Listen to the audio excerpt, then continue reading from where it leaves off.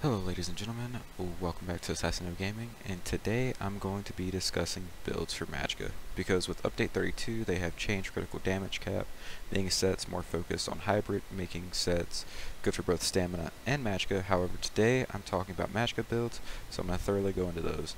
This is strictly for PvE. First I'm going to start off with the 5-piece meta. Before update 32, the meta was Medusas and Mother Sorrow, which is still a great option, but now it's ideal to get a trial set for dungeons, trials, arenas. However, Medusas and Mother Sorrow is a great set to run for Overland, and now I'm going to go ahead and talk about the end game, which is dungeon trials and things along that nature.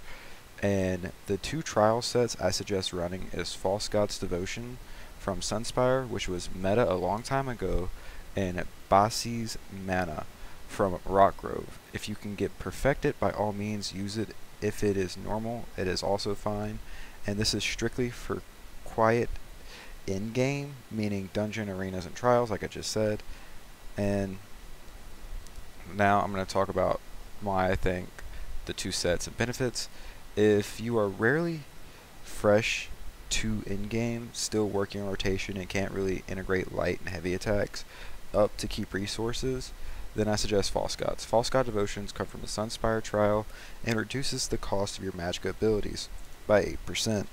When an enemy you recently damaged dies, you restore 2,454 Magicka, so it's great for in-game players still working on rotation, or if you are simply learning a new Magicka class, like say you're a sorcerer coming to test out a Templar, or vice versa. It's a great way to integrate and learn the new Magicka set. False Gods, because it's more forgiving, it reduces the cost of your max Magicka while also restoring whenever you freshly kill a little like add-on or a little add, whatever could be there that you might have to kill to restore some of it in any fight. And Banshees Mana is for more experienced in-game players that know how to manage resources extremely well, because a 5-piece increases damage done to non-player enemies by up to 15%. Based on your missing Magicka, so you really have to know your mid-ground and safely know your resource limit to keep this set at its max performance, which this is based off missing Magicka, so I suggest to be used by veteran ESO players, whereas I suggest False Gods being more for the new players coming to end game that maybe got carried through Sunspire that can actually obtain that set. Because when you're floating with like, oh, I gotta figure out exactly where I need max Magicka for I can get the max performance out of this set, it is difficult, and it is not for like new players. This is more for seasoned. This set is. You have to know what you're doing to actually get the full performance from the second trial set. That's why I recommend False Gods the most for newer players, and this is for experienced. So Banshees Mana, which comes from Rockgrove. If you can get normal, by all means use the normal. If you can get perfected, that's great, use it. Now let's move into monster set versus mythic set. Both have pros and cons. Starting with mythic sets, there are two strong choices. Harpooners Kilt, which is primarily used for range, long duration fights. When you deal direct damage, you stack Hunter's Focus, increasing your critical damage and critical chance. The downside is when you take direct damage, you will lose up to 5 stacks at a time. So if you are a fight that allows you to hang back and avoid all attacks, so you can keep all stacks, and this can be a great performing piece. So that's what great. And another good mythic set is Death Dealer's Fate, because after a minute or so you will be rewarded a little over 2,600 max Magicka, stamina, and health. Max Magicka increases your damage and shields, while max health allows you to use a variety of food choices, which increase your survivability. The downside is you lose stacks while out of combat, so if you stay out for an extremely long period of time, you could start another combat experience with 0 stacks, which kind of sucks, but it is what it is. Now let's go into the monster set, which there is a lot of choices from.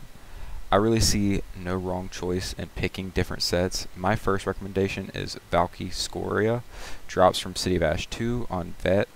grants offensive penetration for the one piece, and you have a meter that could be summoned every 5 seconds if you're lucky, because it deals 1,342 flame damage while dealing 447 flame damage to other enemies within 5 meters.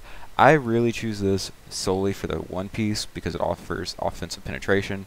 Since critical damage has a cap, I do like to look at offensive penetration to give a little bit more oomph to whatever build I'm working on. And the second monster set is Conjurer's Nightmare. It drops from Unhallowed Grave, Veteran Dungeon. This set gives weapon and spell damage with the first piece, and the second piece has the potential to stun enemies for 3 seconds. However, if they cannot be stunned, you will deal a ton of Magicka damage, and this scales off the higher weapon or spell damage. So it's great for that big, great ton of damage that can be pushed out, or just stunning enemies. It's a great set for that. And then if you want a great AoE monster set, and this comes from the base game, is Necroth. This was best in slot years ago, and now since Monster Helms can critical strike, another good option. One piece gives us spell and weapon damage. The two piece has a 15% chance to summon a lick crystal that explodes after 2 seconds, damaging all enemies within 4 meters. Great thing is any direct damage can proc this set, and it's an AoE large add pulls. It's a great choice, not to mention it can proc so frequently, seeming as it's always up, because it's only supposed to be down for 3 seconds, and it only takes 2 seconds for this to proc, like to explode, so it's great, especially if you can get a tank that really knows how to pull the adds into them. So with that being said, I prefer using a monster set over Mythic currently, and now I've laid out 2 amazing 5-piece options and some great monster set options. Hop into ESO and enjoy the game. I hope this helps all Magicka users. Thank you for watching, and I will see you all in the next video.